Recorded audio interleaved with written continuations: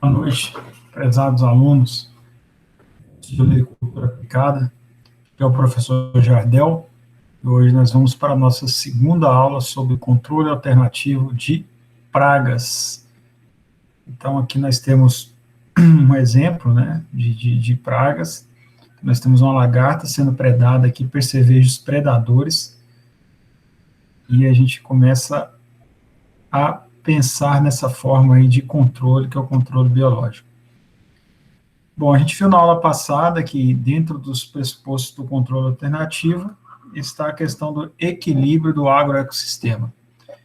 Então, a primeira pergunta da nossa aula hoje é como que nós podemos provocar esse equilíbrio dentro do agroecossistema. Então, uma das formas propostas pelos pesquisadores é o uso de variedades crioulas, adaptadas ou produzidas em sistemas orgânicos. Bom, aí vem a pergunta, professor, o que seriam essas variedades crioulas? Onde que a gente encontra? Como que a gente faz para comercializar e também produzir essa própria semente? Então, essa é o primeiro assunto da aula. Então, nada mais do que variedades crioulas são cultivares adaptados para o sistema orgânico. Então, lembrem vocês que o sistema orgânico, o objetivo principal dele não é altas produtividades. É claro que envolve toda aquela questão de sustentabilidade, dentro da sustentabilidade do sistema orgânico, a gente tem a questão econômica. Mas nem sempre o ganho de rendimento ou questão econômica está vinculada às altas produtividades. Vamos supor um exemplo. A gente tem variedades hoje modernas, altamente produtivas, com um desenvolvimento aí, por exemplo, de batatas cada vez maiores, batatas cada vez mais nutritivas, mas, por outro lado, nós temos, em contrapartida, um sistema radicular não tão profundo.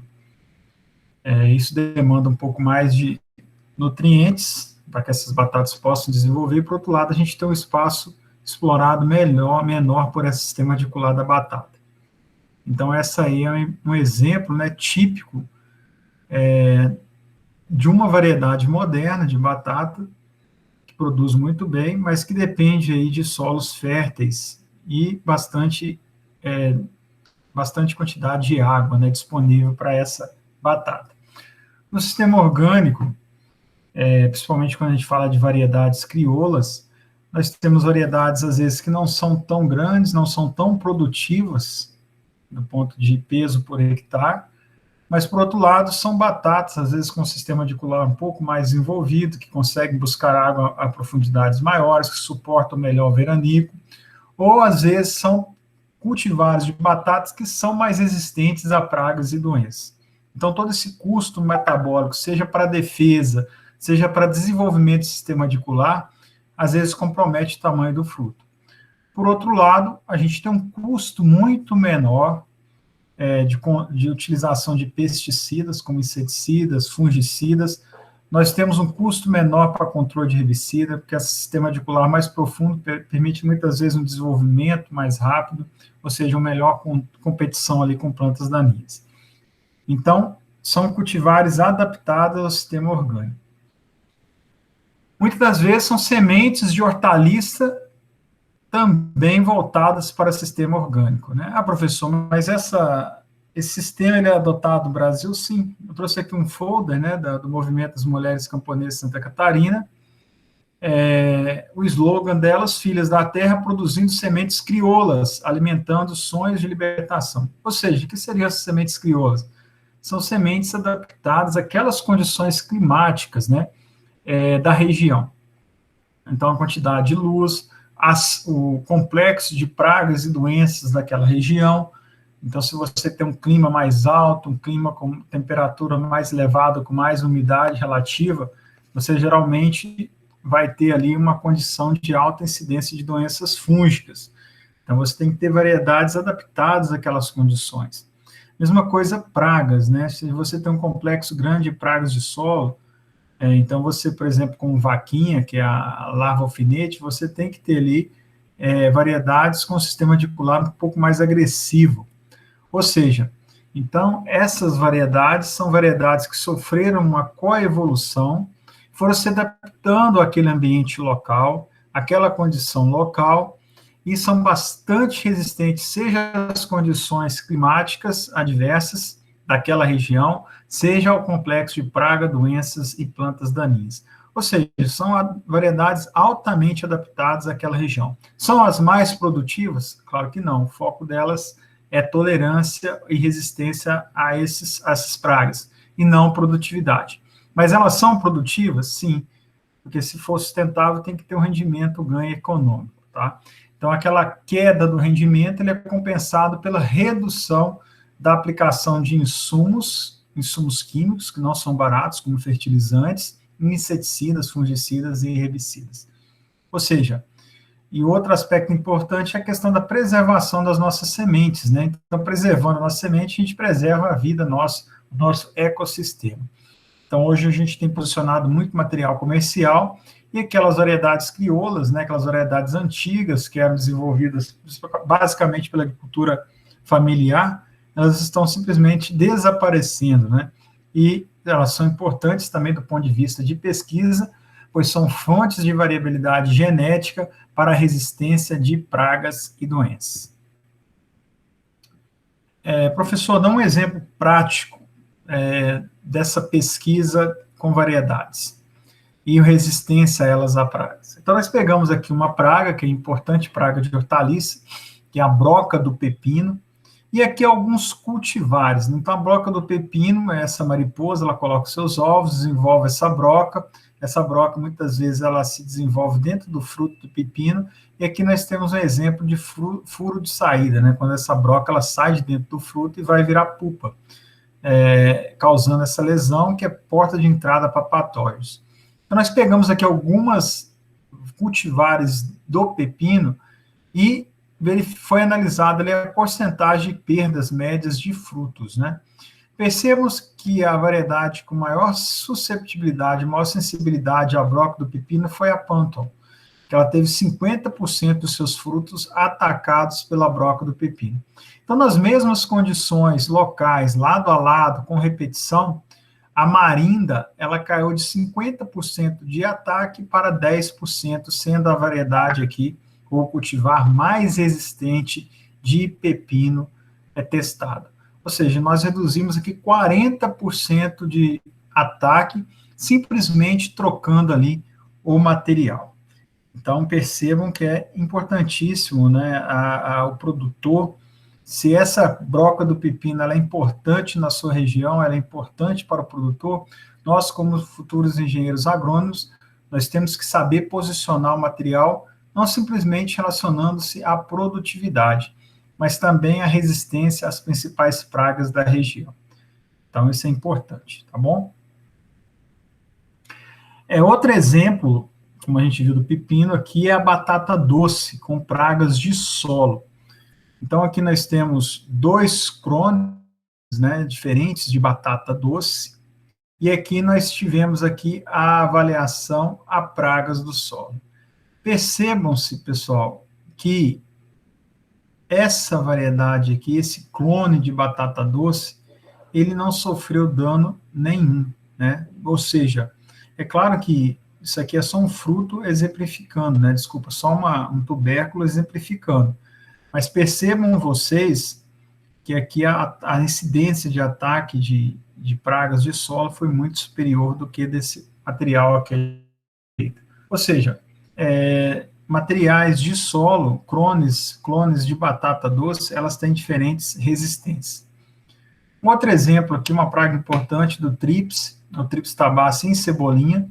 Então, é uma importante praga aí da cebolinha, ela causa essas manchas foliares aqui na cebolinha. E aqui foram testadas 3 variedades de cebolinha, e a resistência aí aos trips, né, é a praga em questão. Percebam vocês que esse trabalho foi realizado por lojas e colaboradores em 2004, e nós tínhamos aqui a Duquesa, a Dessex e a Granex Ouro.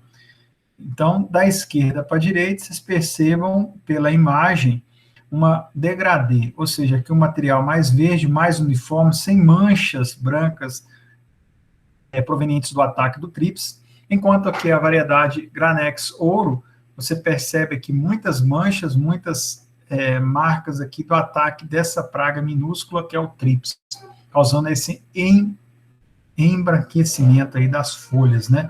Ou seja, somente mudando aqui a variedade, nós temos aí uma redução importante na incidência desse trips aí na cebolinha.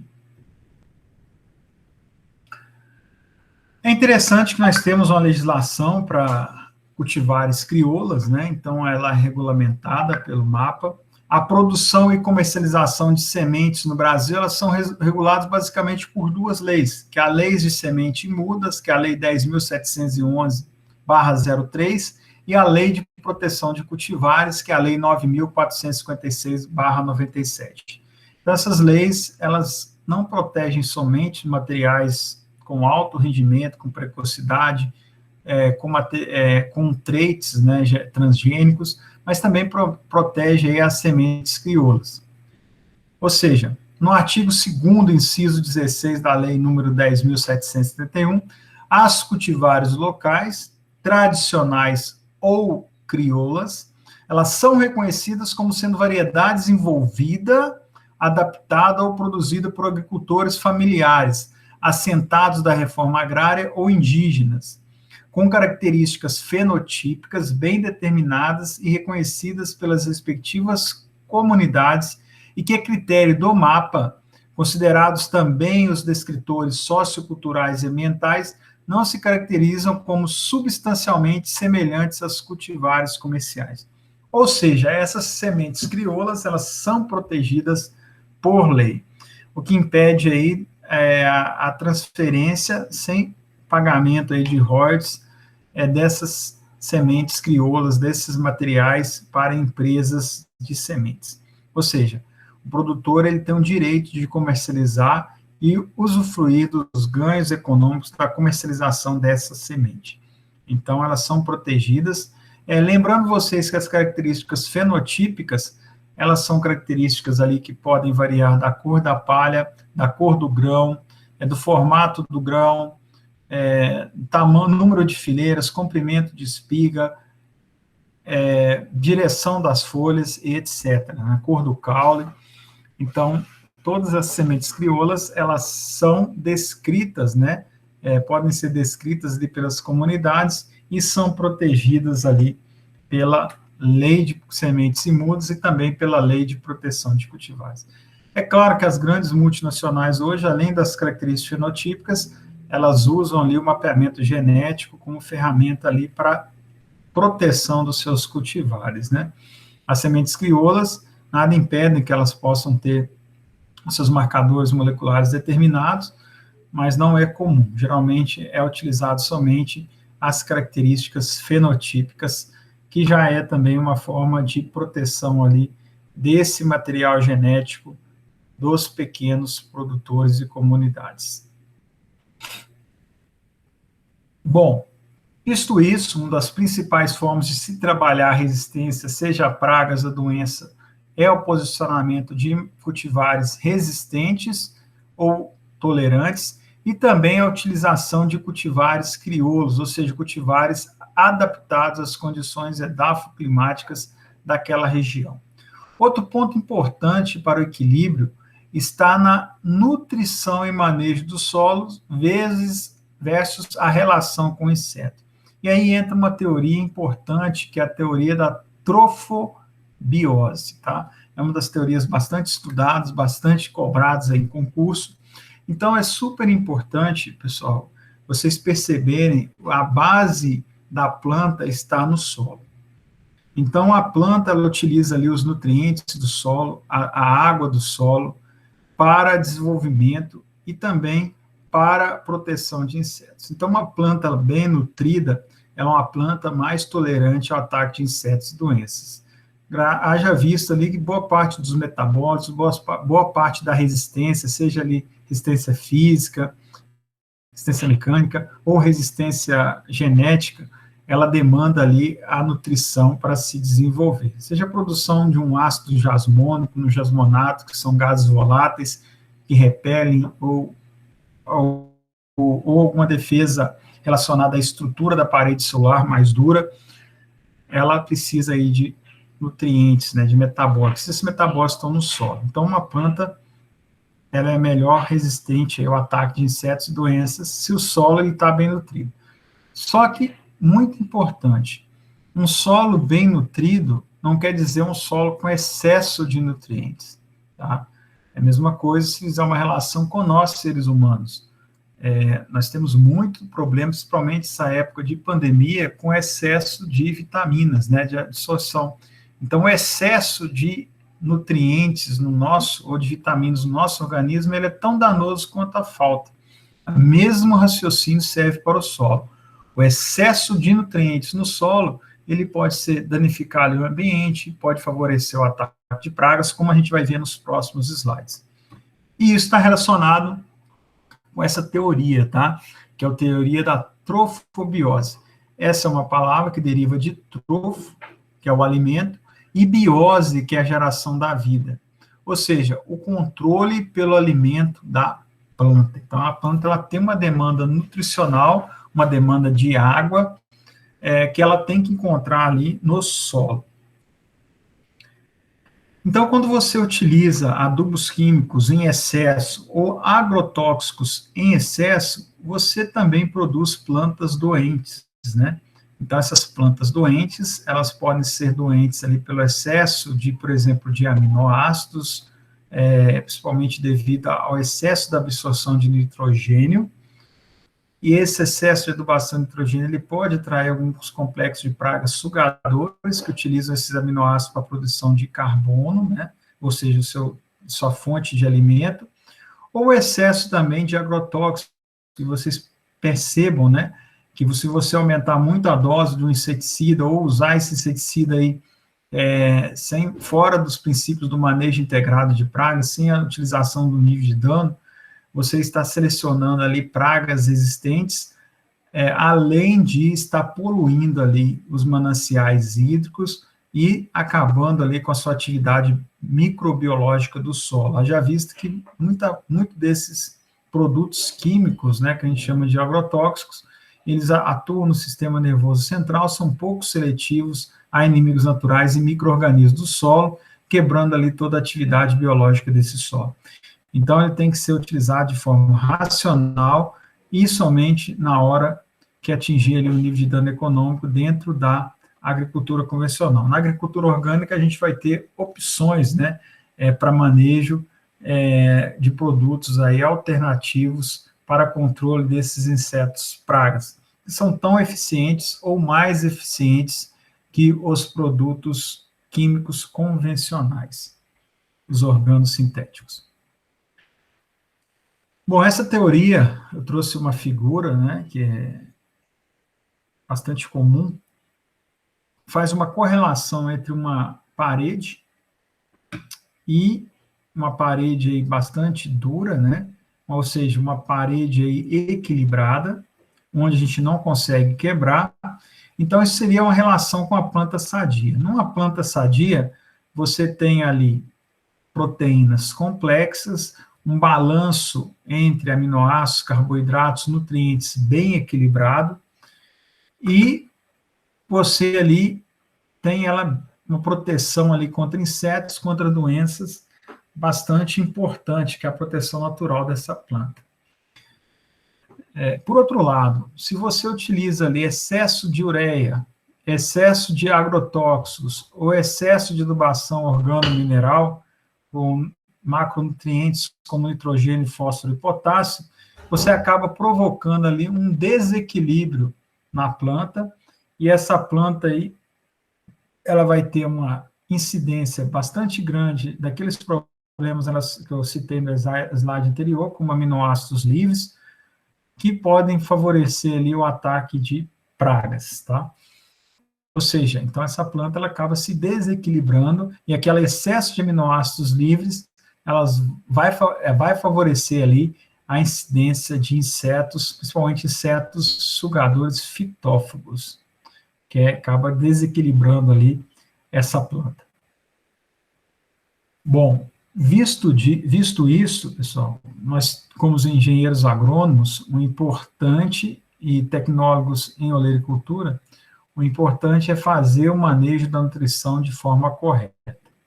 Ou seja, dá prioridade para fontes de nutrientes orgânicos, tá? É claro, pessoal, nutrientes orgânicos eles têm os seus benefícios, como, por exemplo, além do nitrogênio, fósforo e potássio, vai ser nós vamos encontrar ali outros macronutrientes e também alguns traços de micronutrientes, ou seja, nutrientes orgânicos, eles são mais equilibrados do ponto de vista de macro e micronutrientes.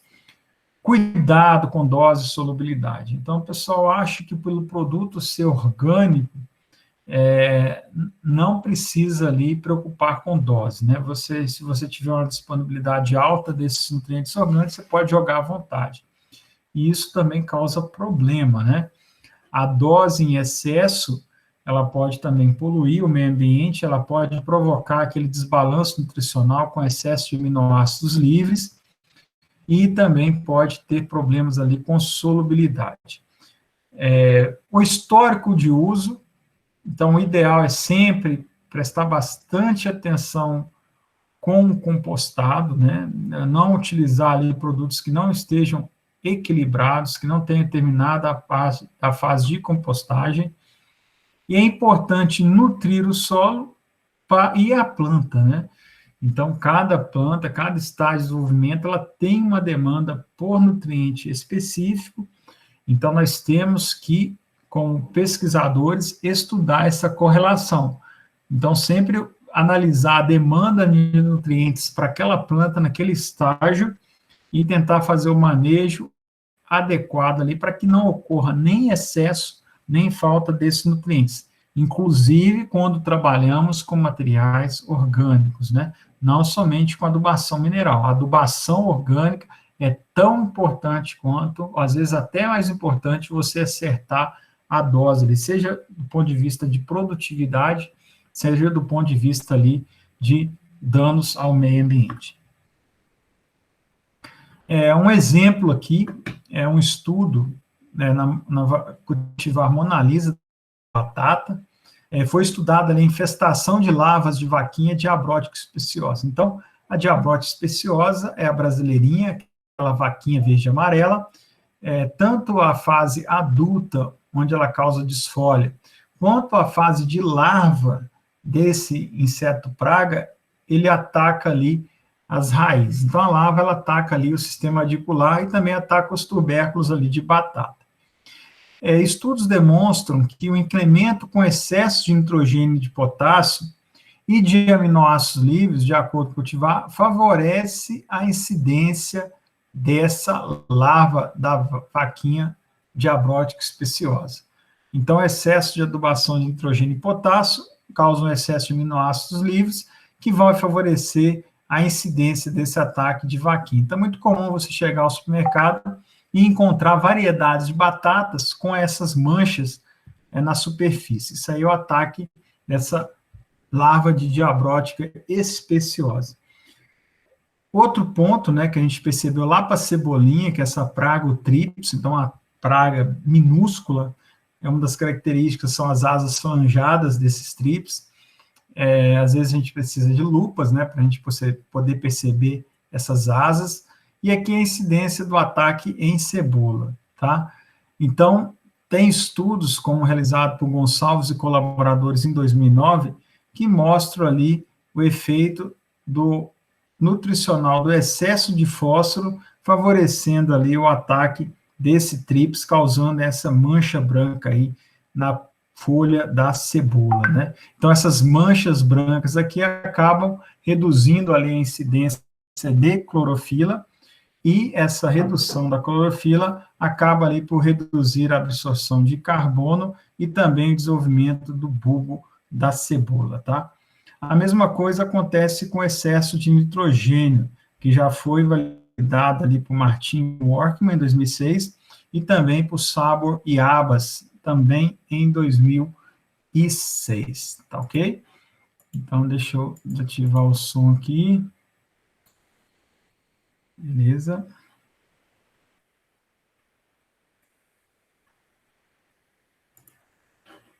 Então, continuando aqui, pessoal.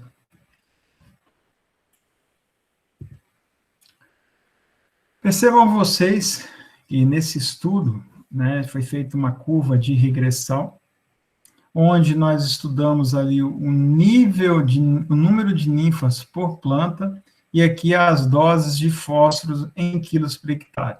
Percebam que nós temos aqui uma regressão linear crescente, né? Ou seja, à medida que se aumenta as doses de fósforo, aumenta o número de ninfas de trips na cebola. Ou seja, o excesso de fósforo, ele pode provocar ali o aumento de ninfas de trips. Pessoal, qual a diferença de uma ninfa com um adulto de trips? Geralmente é a presença de asas, né? Então, as ninfas elas ainda não têm as asas desenvolvidas. Ou seja, é importante também, dentro desse equilíbrio nutricional, a gente não esquecer de dois fatores chaves, que é o pH e a água, tá?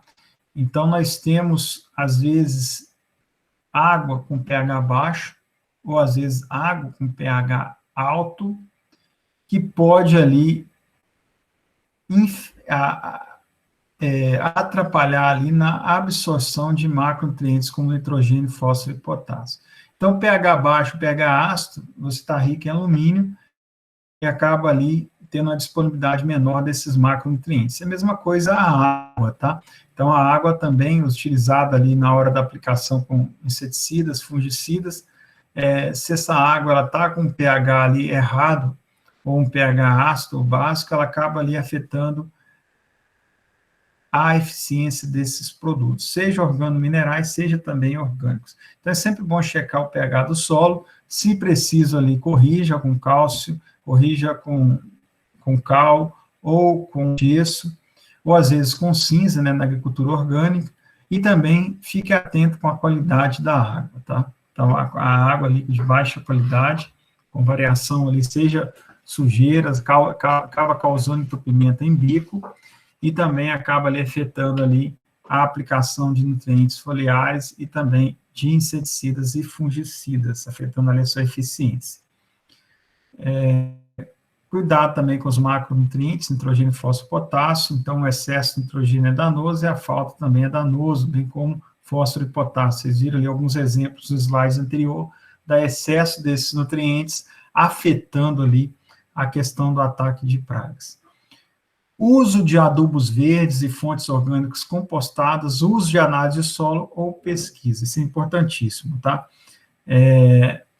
A pesquisa aplicada a campo, ela é fator ímpar, haja vista que ela é posicionada ali nas condições locais, climáticas, e também as condições nutricionais de solo, né? Ou seja, é uma pesquisa ali, seja para selecionar um material crioulo ou não, seja para avaliar um tipo de composto, seja um composto de esterco bovino, seja um piso de frango, uma mistura dos dois, uma comparação ali com um adubo organo-mineral, a questão da matéria orgânica, do pH, é importantíssimo você conduzir pesquisas a campo. Eu digo sempre para meus alunos que os melhores agrônomos que nós temos aí, os melhores tecnólogos, eles são aqueles mais curiosos, ou seja, aqueles que gostam de pesquisa, que gostam de estar testando o produto, que gostam de estar posicionando o material, que gostam de estar testando a época de plantio, e também que gostam de estar testando novas tecnologias e tecnologias alternativas. Então, esse bloco de informações acaba gerando ali resultados bastante positivos para o produtor. Bom, então, como equilibrar o manejo ecológico do solo? Então, você pode abrir mão ali de adubos verdes na entre-safra. Exemplo, nós temos a mucuna, crotalária, feijão guandu, etc., tá? Então, esses adubos verdes ali, eles acabam facilitando, fixando o nitrogênio do ar, fixando ali outros nutrientes e disponibilizando ali para as culturas posteriores. O plantio direto com essa cobertura de palhada. Então, é importante vocês perceberem que o plantio direto é eficiente, ele promove essa camada grossa aqui, que mantém a temperatura e a umidade no solo, e é diferente, muitas das vezes, o plantio direto que a gente observa aí a campo, né? Onde nós temos ali uma baixa incidência de palhada e praticamente sem cobertura vegetal nenhuma, né? Então, o ideal do plantio direto é você conseguir um volume de palha ali interessante, sobre a superfície do solo. Os compostos, né, seja humus, seja estercos, eles são importantíssimos. Então, aquela questão da diversidade na fazenda, você produzir o frango, produzir o gado, esse gado ele vai produzir ali o esterco, o frango vai produzir o piso. Então, isso aí vai ser importante na hora de você utilizar aqueles compostos, seja na sua plantação de hortaliças, seja ali na plantação de frutas, né, e espécies arbóreas. Então, quando você tem diversidade, você tem a produção desses compostos e você acaba conseguindo, com isso, equilibrar e fazer o manejo mais ecológico desse solo da fazenda. Então, estratégias importantíssimas que nós, como profissionais, temos que estar a par.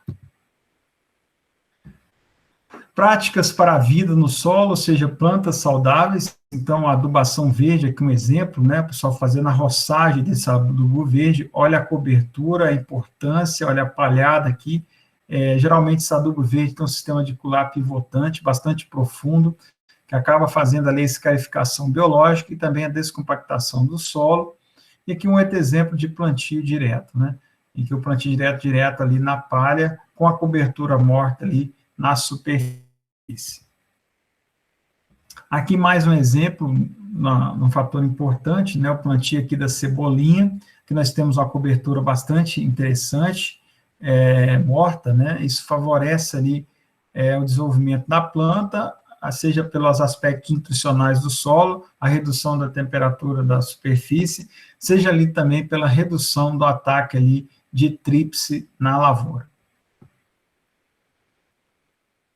Aqui um exemplo, né, da utilização dos compostos. Então, os compostos, geralmente ali nós temos a questão da palhada, né, misturada ali com esterco bovino, para garantir ali uma relação carbono-nitrogênio interessante, um equilíbrio maior. Então, esses compostos, eles são utilizados ali em diversas áreas na lavoura. Outro ponto importante para buscar esse equilíbrio, é escolher bem o local onde vai ser realizado o plantio e a época de plantio mais adequada. Ou seja, numa área declivosa, você vai abrir mão ali de uma fruta, de um citros ou uma outra cultura, então um café, e você vai evitar plantar ali espécies mais rasteiras, né, como a alface, a couve. Então, é importante você saber posicionar bem o local de cada cultura. E outro ponto importante, a época de plantio adequada para cada cultura, tá? Então, é interessante, se você tem dúvidas em relação ao local e à época do plantio, você sempre fazer experimentos, né? Você testar ali um intervalo de 15 dias, aquela mesma variedade na mesma área, e verificar ali o rendimento dessas culturas. E a mesma coisa é a questão do local. Então, dar preferência, no caso de hortaliças, para locais ensolarados pela manhã. Então, esses locais ensolarados pela manhã, eles promovem ali a redução do orvalho, né, que fica ali retido nas folhas. Lembrando que esse orvalho, se ele fica um bom tempo ali, esse período de molhamento, que é o termo técnico para esse caso, ele fica ali um bom tempo, a tendência é as temperaturas irem aumentando nas primeiras horas da manhã, e você tendo temperaturas altas associadas com alta umidade, você tem a incidência de doenças fúngicas. Então, se você posiciona o seu material num local ensolarado pela manhã, a tendência é que esse período de molhamento ele seja reduzido e você tem um desfavorecimento ali, desenvolvimento de fungos, né, que precisa de umidade e temperatura elevada para se desenvolver. Exemplo de culturas, né, que é legal, interessante manter ensolarado pela manhã, é o caso da batata, do tomate, da cebola, do morango e também da uva. E outro ponto importantíssimo, né, a cultivar certa para a época. Como disse, pessoal, geralmente as empresas produtoras de semente, elas não realizam estudos para cada região nesse sentido. Então, cabe ali ao engenheiro ou ao tecnólogo estar fazendo esses estudos e posicionando o produtor de forma mais correta. Lembrando que a gente existe né, a variabilidade anual, então não quer dizer que se um ano a melhor janela foi de início de outubro até meados de outubro, quer dizer que todos os anos vão ser início a meados de outubro, tá? Então, pode ser que algum ano aconteça um veranico, por isso é bom sempre se estar repetindo esse experimento em mais anos, né? Para você ter certeza que aquela ali, apesar de não ser todos os anos a janela ideal, é a janela ali com menor risco, né, para aquela cultura. Então, esse posicionamento ali do material em relação à época, ele deve ser feito em estudos de pesquisa que envolve mais de um ano de experimentação a campo. Feito todos esses pontos que a gente falou nessa aula, na aula anterior a gente falou bastante sobre a questão dos inimigos naturais, de predadores, de parasitoides, o controle biológico aplicado, o controle biológico natural e por aí vai. Hoje, nessa aula, a gente já falou sobre a questão das variedades crioulas, falamos da importância do solo, né? Falamos da teoria da trofibiose, que é as plantas doentes pelo excesso de nutrientes e agrotóxicos. Falamos também da questão da importância da análise do solo, e mesmo na utilização de compostos orgânicos, você está utilizando ali a dose adequada, né? Pois o excesso, ele pode, além de causar aqueles problemas relacionados à trofibiose, também poluir o meio ambiente. Falamos das variedades, citamos vários exemplos de variedades, reduzindo ali a incidência do ataque de algumas pragas a campo. E, por fim, ali, a gente vai falar que, feito todas essas opções, né, seja ali a diversidade, a rotação de culturas, seja ali, como a gente falou no final, ali, a utilização de adubação verde, plantio direto, consórcio, integração, por aí vai. Se não funcionou, a gente ainda tem um último recurso, que seria a utilização de caudas, extratos e similares. Então, as caudas, elas são substâncias alternativas, e também, bem como o controle biológico introduzido, né? Então, vamos falar primeiro das caudas. Então, a cauda bordaleza, ela é muito utilizada para o manejo de fungos. Os ingredientes dessa cauda bordaleza, geralmente se utiliza sulfato de cobre e cal a 0,3%, vai ser diluído em água e aplicado ali sobre as plantas, tá? Outro exemplo é a cauda sulfocálcica, que é o tratamento de inverno para manejar fungos e também insetos. Os ingredientes aqui envolvem enxofre, 20%, mais álcool, 80% de concentração, e o cal a 20%. Então, você faz a mistura, dilui em água e aplica ali nas plantas, nas hortaliças. Outro ponto importante relacionado ali aos extratos de plantas, né? Então, nós temos plantas que são fertilprotetoras, nós temos plantas repelentes e são utilizadas ali para manejo de insetos e fungos. É interessante vocês perceberem que muitos dos inseticidas e muitas das plantas, elas não têm um efeito letal sobre o inseto. Ela atua ali repelindo esses insetos. É muito comum, no caso ali, extrato de alho para controle de acro e milho, tá? Então, nós temos produto orgânico sintético, nós temos produtos ali naturais, com extratos de alho, que é utilizado ali para repelir insetos sugadores. Exemplos de plantas, além do alho, né, que eu citei ali no slide anterior, a pimenta, ela também é repelente, tá? Então, você pega a planta, coloca em álcool por 24 horas, a 10%, e você vai ter uma substância ali que, se aplicada nas hortaliças, vai repelir os insetos. Cuidado, né, o período de carência, que é o período entre aplicação e colheita do material, para que não tenha problema ali em relação ao gosto, né, da pimenta. O extrato do alho, então, a planta em álcool 24 horas, 50%. Para acros, nós temos ali a folha da bucha, ela funciona bem, o bulbo de alho, que eu citei anteriormente, e a folha de trambeteira, né, que é essa planta aqui, na dose de 10%, ela tem uma alta eficiência ali para acros. Para fungos, pulgões e ácaros, nós temos o chá de cavalinha verde, o chá de cavalinha seca, você pode fazer com extrato da planta ou a matéria seca dessa planta, né? O extrato vegetal, matéria seca. É claro que para o extrato vegetal, você dá com a biomassa completa, né, com água e matéria seca, você utiliza ali a concentração maior. E se você tirar a água, você pode reduzir essa concentração para 0,3, vai ter uma boa eficiência para fungos, pulgões e ácaros. Para pulgões, ácaros e lagartos, nós temos o chá de cravo de defunto a 10%. Então, percebam que essa planta ela é pouco atacada por insetos, tá? Ela tem uma alta incidência de doenças, mas principalmente nas flores, mas baixa incidência de insetos. Essa baixa incidência de insetos está relacionada aí com a coevolução e a produção de alguns ingredientes nessa planta, né, que causam uma defesa ali bastante interessante, se feita concentrado. Para pulgões, nós temos o chá macerado de Confrei, então 5%, você dilui em água e faz aplicação para controle de pulgão. Outra forma de manejar pulgão é o fruto de jurubeba, 5%, e também a folha da jurubeba, que é essa planta, esse arbusto, né, é bastante comum, então você consegue fazer ali o extrato e aplicar também, controlar bem os pulgões. Outro importante ponto aqui na agricultura, que tem desenvolvido bastante, não só na agricultura, mas também na área de saúde, é a homeopatia, né? Ou seja, semelhante cura semelhante. O tratamento se dá a partir da diluição e dinamização da mesma substância que produz o sintoma no indivíduo saudável, né? Ou seja, você utiliza ali substâncias diluídas e dinamizadas em baixas concentrações e faz sua aplicação ali na planta, e essa planta ali, ela acaba tornando mais resistente.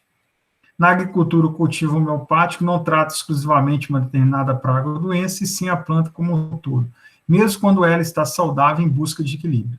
No entanto, pode ser usado também para combater problemas que podem dizimar uma plantação, como, por exemplo, o ataque de insetos. Então, a homeopatia ela tem desenvolvido na agricultura, ela tem ocupado um espaço interessante. Não é uma prática muito nova, né? Os agricultores biodinâmicos do século passado já utilizavam bastante a homeopatia, e ela tem desenvolvido bastante. Um exemplo são os calcários de conchas, né? A gente tem alguns produtos comerciais à base de conchas para aumento de produção de cebola, o carbo vegetais, o CH30, que aumenta a produção de número de mudas de morango, bastante utilizado também de forma comercial, o CH30 para controle de formigas cortadeiras, e a bactéria em tomateiro 24CH e 6CH na água de irrigação, ou seja, para a redução ali da bacteriose, importante praga do tomateiro. Os biofertilizantes são outro complexo bastante importante. É muito comum você encontrar biofertilizantes disponíveis no mercado hoje. A função desses biofertilizantes é o fortalecimento das plantas, e os biofertilizantes, eles, além disso, pode-se utilizar os estercos, as plantas com sais e água com micro-organismos. Então, as doses de biofertilizantes, elas variam ali de 2% a 5%, e além da resistência de pragas e doenças, ela fornece macro e micronutrientes foliares. Ou seja, dentro dessa agricultura alternativa, da agricultura alternativa, que cada dia mais tem ganhado espaço, né, mesmo durante essa pandemia, a agricultura orgânica, a agricultura alternativa, ela tem crescido em dígitos ali superiores a 2, e é o futuro, né? Então, a Embrapa, todas as instituições de pesquisa, elas colocam essa agricultura conservacionista, ou agricultura sustentável, ela tende a crescer nas próximas décadas, e vem crescendo. O segredo dela é equilibrar, é fazer o manejo ecológico do solo. Isso não é simples, tá? A grande dificuldade de realizar esse tipo de agricultura é que ela necessita de um treinamento, de conhecimento muito maior por parte do agrônomo, tecnólogo, do que simplesmente a agricultura convencional. Então, ela exige um manejo mais eficiente do solo, exige você trabalhar uma diversidade de plantas, e diversidade de plantas, pessoal, não é você colocar de qualquer forma no campo, né? Você tem que posicionar as espécies, os extratos de espécies de forma correta, estudar a época do plantio, a população dessa planta, ou seja, você tem que diversificar, mas diversificar de forma eficiente, né? Você aproveitar ali a luz, aproveitar o espaçamento, aumentar a incidência ali de fotossíntese de luz, né? Para que você consiga ali um bom rendimento ali dos materiais. Utilização de biofertilizantes, calta e extratos de plantas. é importante, é uma alternativa. A gente tem muito caso na agricultura convencional de resistência de pragas a organos sintéticos, tá? Então, além da importância na agricultura alternativa, essas biofertilizantes, caldos, extratos, elas têm ganhado importância também na agricultura convencional, devido à sua alta eficiência, muitas vezes maior do que a eficiência de produtos orgânicos sintéticos. Então, se bem posicionados, se bem identificados as pragas e utilizados de forma correta, com a dose correta, fazendo a rotação entre os princípios ativos, você vai ter ali uma boa eficiência de controle na sua lavoura. Sem agrotóxicos e adubos minerais, então isso o consumidor final ele tem pedido para nós insistentemente, né? Não é qualquer produtor, não é qualquer engenheiro agrônomo ou tecnólogo que está apto a produzir sem agrotóxicos e adubos minerais, e também não são todas as culturas, né? Então, a gente tem que selecionar a área, selecionar os materiais, selecionar ali as espécies, onde a gente consiga ali produzir de forma econômica, de forma sustentável, né, que envolva o social também e o ambiental. Controle biológico natural, ou seja, utilização de produtos seletivos, diversificação com espécies atrativas, fazer rotação de culturas, isso tudo ali vai favorecer o controle biológico natural. A utilização de variedade adaptada, seja ela crioula, seja ela uma variedade resistente, não visa simplesmente a maior produtividade, mas também que tenha maior tolerância às intempéries climáticos, como o veranico e excesso de chuvas, granizo, etc., como também variedades ali que tenham resistência a pragas e doenças, né? É muito importante a gente trabalhar essas variedades adaptadas e também não perder essa nossa biodiversidade, não perder as nossas variedades adaptadas à nossa região. Então, equilibrar seria isso, tá? Seria essa estrutura complexa, mas, se bem manejado, tem ganhado espaço e tem gerado aí empregabilidade para os nossos engenheiros agrônomos e tecnólogos. Então, a aula de hoje foi isso, tá? Eu agradeço a presença de todos e até a próxima aula. Boa tarde a todos.